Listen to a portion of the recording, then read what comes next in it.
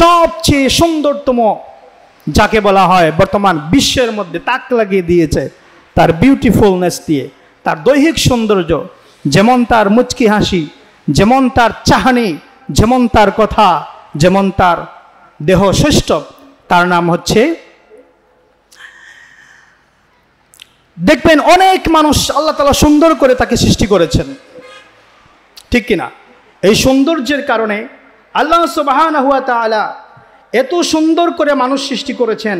আল্লাহর একটাই দাবি যে আমার তৈরিকৃত সেই গোলাম যেন কোরআনের কথা আসলেই বাংলাদেশে একজন মহান আলেমের কথা শ্রদ্ধার সাথে স্মরণ হয়। যে দেশে তাফসিরুল কোরআন মাহফিল যিনি চালু করেছেন ঐতিহাসিকভাবে, তিনি আর কেউ নন, তিনি হচ্ছেন বাংলাদেশের সারা জাগানো লক্ষ কোটি মানুষের হৃদয়ের স্পন্দন আল্লামা দেলাওয়ার হোসেন সাঈদী। কিন্তু সেই আল্লামাকে, আসসালামু আলাইকুম ওয়া রাহমাতুল্লাহি ওয়া বারাকাতুহু, নাহমাদুহু ওয়া নুসাল্লি আলা রাসূলিহিল কারীম, أما بعد فأعوذ بالله من الشيطان الرجيم. بسم الله الرحمن الرحيم. ولو أن أهل القرى آمنوا واتقوا لفتحنا عليهم بركات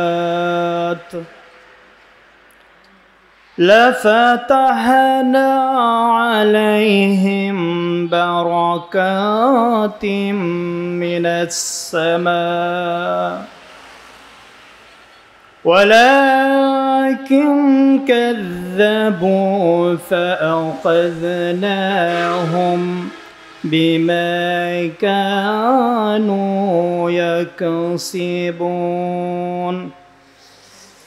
وقال تعالى في شأن حبيبه ومحبوبه مخبرا وآمرا: إن الله وملائكته يصلون على النبي يا أيها الذين آمنوا صلوا عليه وسلموا تسليما. بلغ العلا بكماله كشف الدجى بجماله حسنت جميع خصاله. صلوا عليه وآله.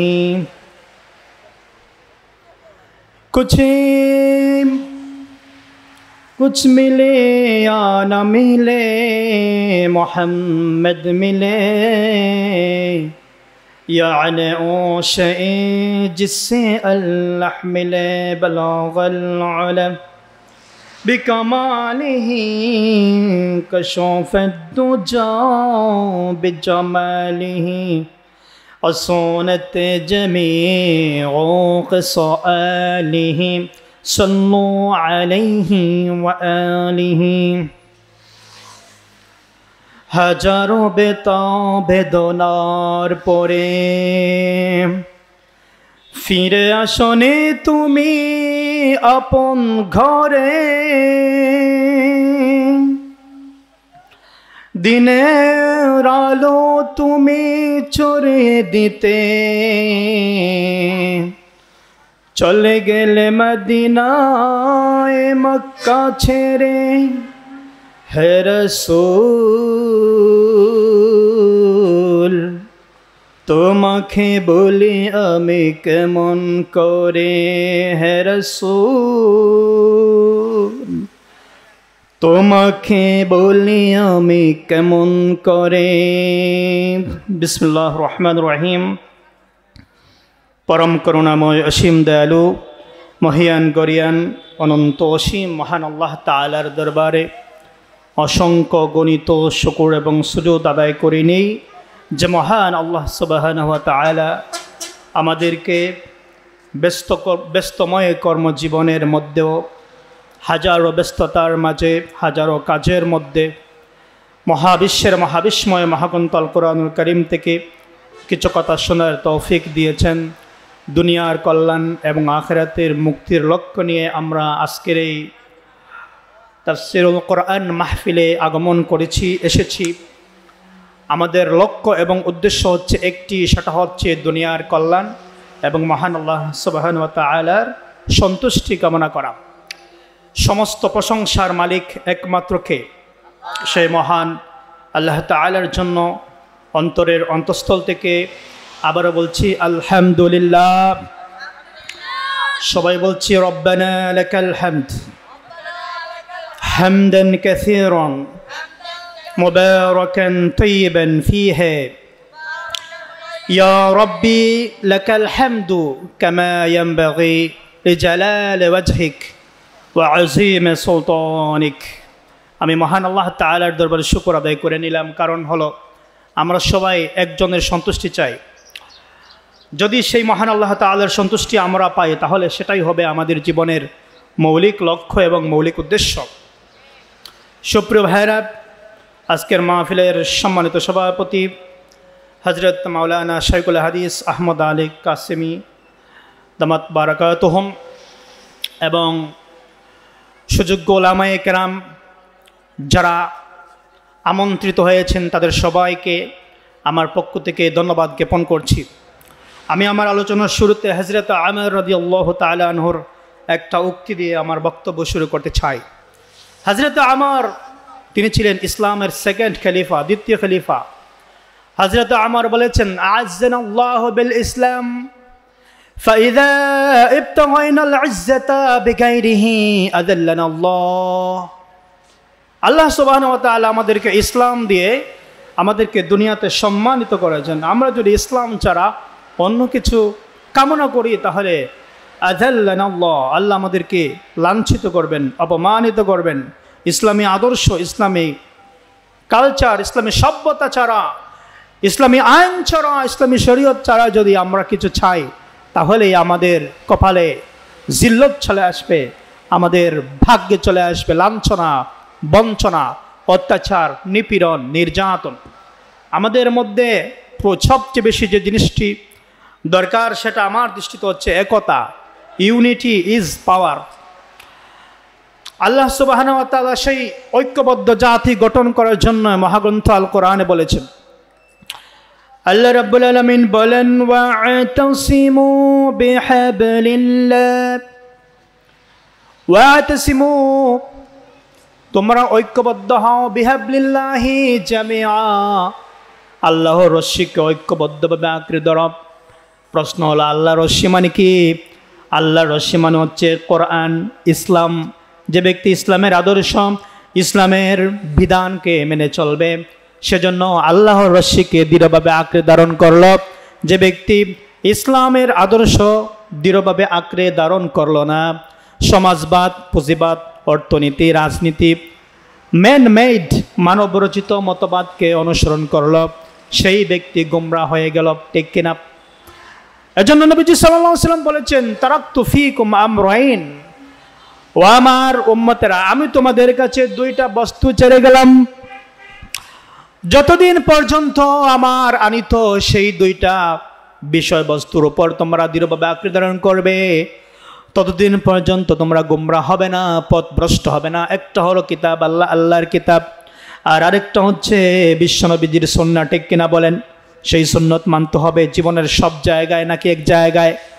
সুখের সময়ে, দুঃখের সময়, সব সময়, সকালে, বিকালে, রাতে, সব সময় আল্লাহর আইন মানতে হবে। কারণ আল্লাহ তাআলা আমাদেরকে অনেক পছন্দ করে, অনেক ভালোবাসে তৈরি করেছেন। ঠিক কিনা বলেন? আল্লাহর সৃষ্টির মধ্যে সবচেয়ে সুন্দর হচ্ছে মানুষ। লাকাদ খালাকনাল ইনসানা ফি আহসানি তাকওয়িম।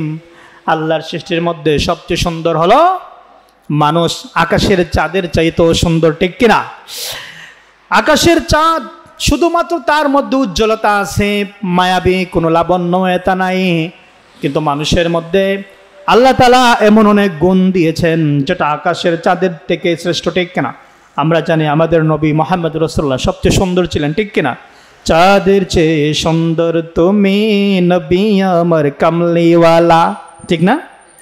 দো জাহানের বাদশাহ তুমি প্যারা নবী সাল্লিওয়ালা, চাঁদের চেয়ে সুন্দর তুমি নবী আমার কামলিওয়ালা। আমরা তো সেই নবীর উম্মত। নবীজি সাল্লাল্লাহু আলাইহি সাল্লাম আমাদের জন্য কোরআনের সমাজ বিনির্মাণের জন্য আমাদেরকে তিনি তার সারাটা জীবন সংগ্রাম করেছেন। নবীজি সাল্লাল্লাহু আলাইহি সাল্লাম তার জীবনের শেষ মুহূর্ত পর্যন্ত তিনি একটি কথাই বলেছেন, আসসালাহ আসসালাহ, নামাজ কায়েম। যেই সমাজে নামাজ কায়েম সেই সমাজ হলো ইসলামের রাষ্ট্র, সেই সমাজ হচ্ছে ইসলামী সমাজ। দুইটা জিনিস কায়েম করার জন্য আল্লাহ বলেছেন, একটা হচ্ছে নামাজ কায়েম করতে হবে। যারা ইসলামী দল, ইসলামী রাজনীতি করে, তারা যদি সমাজের মধ্যে রাষ্ট্র ক্ষমতা যদি পায়, তাহলে তারা কি করবে? নামাজ কায়েম করবে।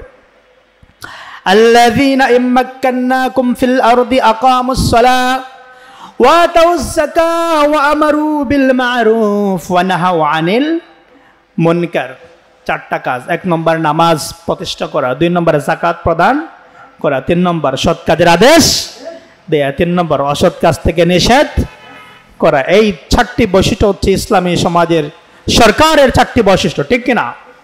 তো আমাদেরকে আল্লাহ সুন্দর করে সৃষ্টি করেছেন। আমাদের উপরে আল্লাহর দাবি হচ্ছে আমরা ইবাদত করব কার? আল্লাহর। গোলামি করব কার? আল্লাহর। মানুষের চেয়ে সুন্দরতম আর কোনো প্রাণী দুনিয়াতে আল্লাহ সৃষ্টি করেন নাই। মানুষ এত সুন্দর, দৃষ্টান্ত দিলে তো বুঝবেন। আজকে থাকান বাংলাদেশের চলচ্চিত্র অঙ্গনের দিকে, আমি উদাহরণের জন্য বলছি। সবচেয়ে সুন্দরতম যাকে বলা হয় বর্তমান বিশ্বের মধ্যে তাক লাগিয়ে দিয়েছে তার বিউটিফুলনেস দিয়ে, তার দৈহিক সৌন্দর্য, যেমন তার মুচকি হাসি, যেমন তার চাহনি, যেমন তার কথা, যেমন তার দেহ শ্রেষ্ঠ, তার নাম হচ্ছে, দেখবেন অনেক মানুষ আল্লাহ তাআলা সুন্দর করে তাকে সৃষ্টি করেছেন, ঠিক কিনা?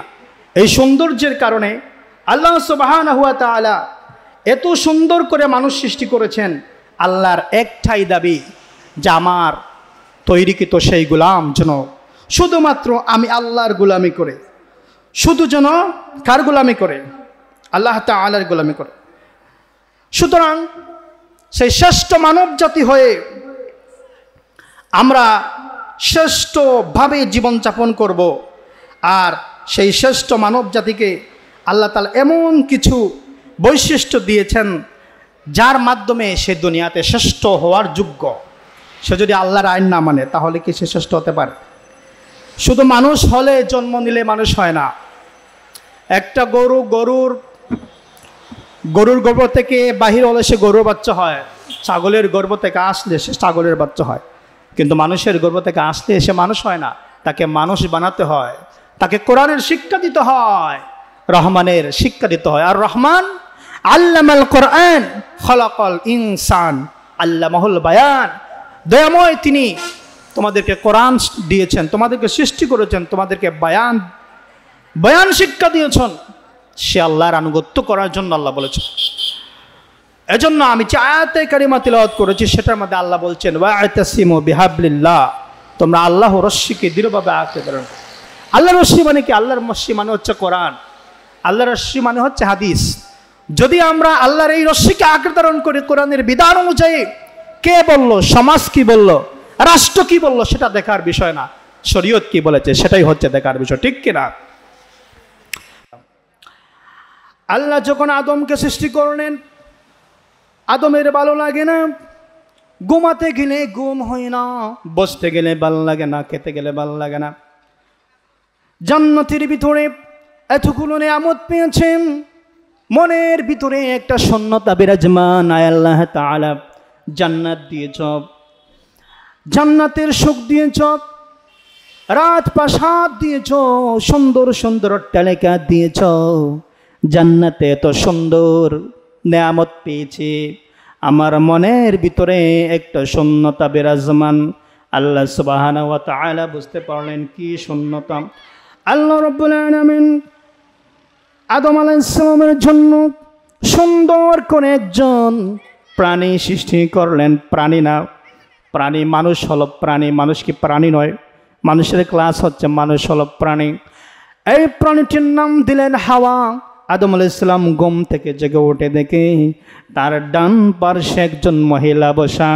জিজ্ঞেস করলেন, মান আনতি, তুমি কে? তিনি বললেন, ক্বালাত হাওয়া, আমি আর কেউ না, তোমার জীবন সাথী, তোমার প্রিয়তমা স্ত্রী হাওয়া আমার নাম। বলেন সুবহানাল্লাহ। এটি হচ্ছে আমাদের আদিমা। এত বেশি সুন্দর করে আল্লাহ সৃষ্টি করলেন আর বললেন, ফাকুলা লাহুমা, তাদেরকে আল্লাহ বললেন তোমরা কি করো, জান্নাতের যেখানে ইচ্ছে হয়, যেখানে তোমাদের ভালো লাগে সেখানে ভ্রমণ করো, সেখানে বিচরণ করো, কিন্তু একটা শর্ত আমি আল্লাহ তোমাদেরকে দিয়ে দিলাম। সেই শর্ত কি? সেই শর্ত হলো, ওয়ালা তাকরাবা হাযিহিশ শাজারাতা ফাতাকুনা মিনাজ জালিমিন। আল্লাহু আকবার বলেন। আল্লাহ কন্ডিশন দিলেন, ওগো আদম, ওগো হাওয়া, শোনো, তোমরা স্বামী এবং স্ত্রী, তোমরা দুজন দুজনের জন্য, তোমাদের জন্য আমি জান্নাত তৈরি করেছি, তোমাদের বংশধরদের জন্য। এই জান্নাতের যেখানে ইচ্ছা ভ্রমণ করো। ওই যে বৃক্ষটা দেখতেছো, গাছটি দেখতেছো, ওই গাছের নিকটে যাবা না। যদি যাও ফাতাকুনা মিনাজ জালিমিন, তোমরা জালেমদের কাতারে শামিল হয়ে যাবে। কারণ জালেম তো তারাই যারা আল্লাহর আদেশ লঙ্ঘন করে, তারাই জালেম, ঠিক কিনা? আল্লাহর আদেশ হলো দিন কায়েম, আন আকিমুদ্দিন, দিনকে কায়েম করা কার আদেশ? আরও আসতে বলেন কার?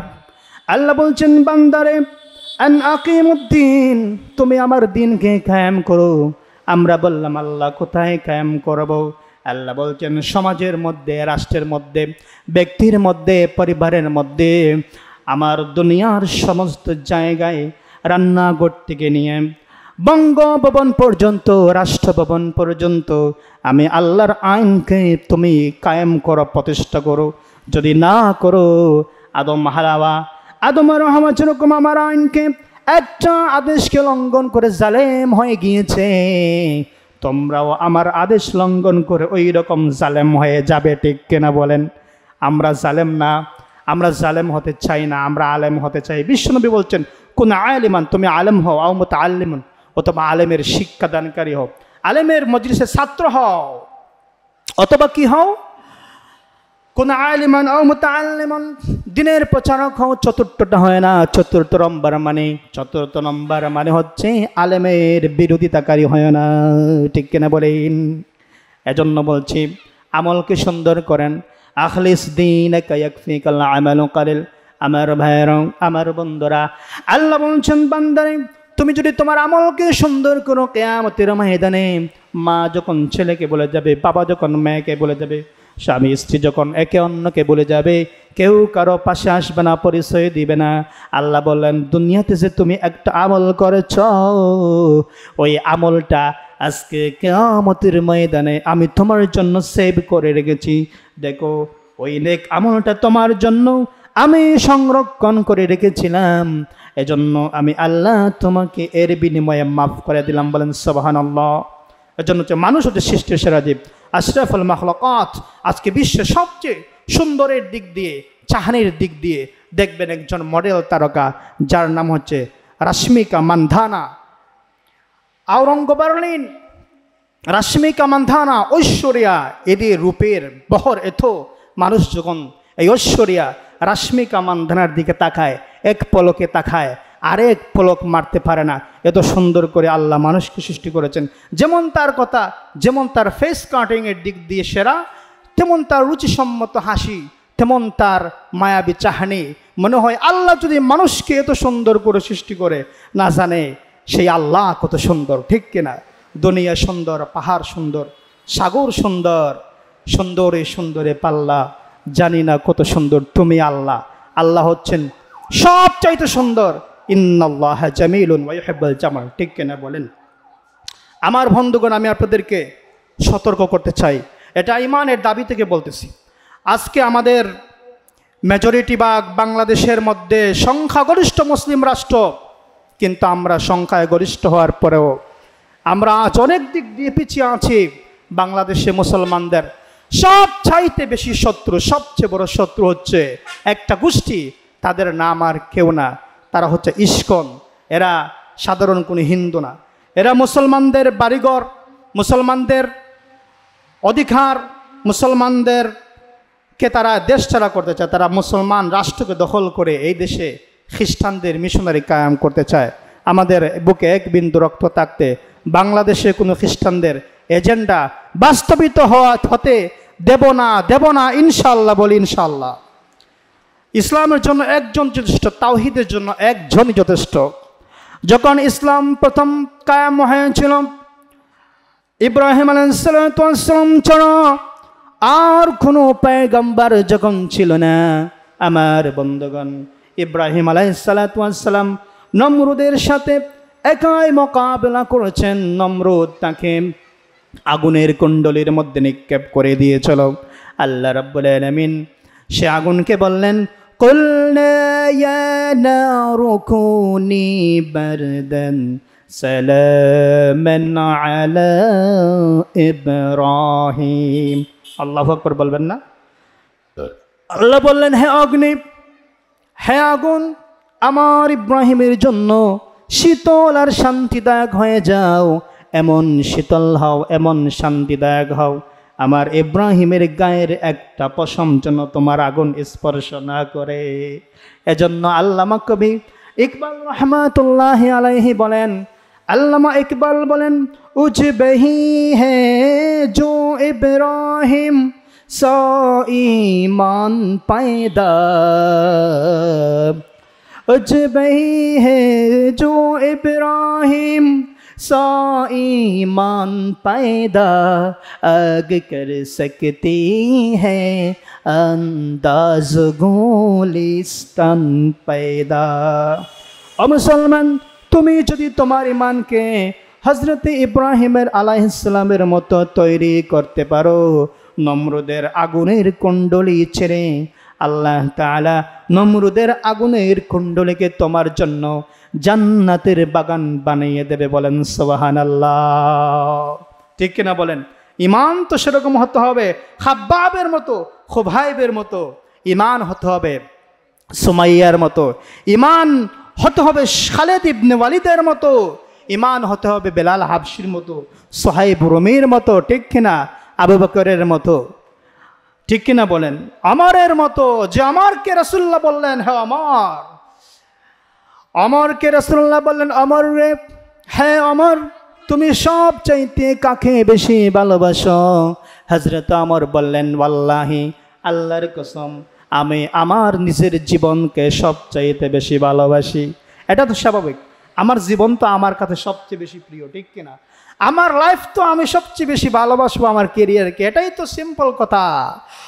আল্লাহর নবী বললেন, আমার রে, এদিকে আসো তো। আমার রাদিয়াল্লাহু তাআলা আনহু বিশ্বনবীর নিকটে আসলেন। বিশ্বনবী মুহাম্মদুর রাসূলুল্লাহ সাল্লাল্লাহু আলাইহি সাল্লাম হযরত আমরের বুকের মধ্যে হাত রেখে কিছুক্ষণ পরে হাতটাকে সরিয়ে নিয়ে বললেন, আমার রে, এখন বলো তুমি সবচেয়ে কারে বেশি ভালোবাসো?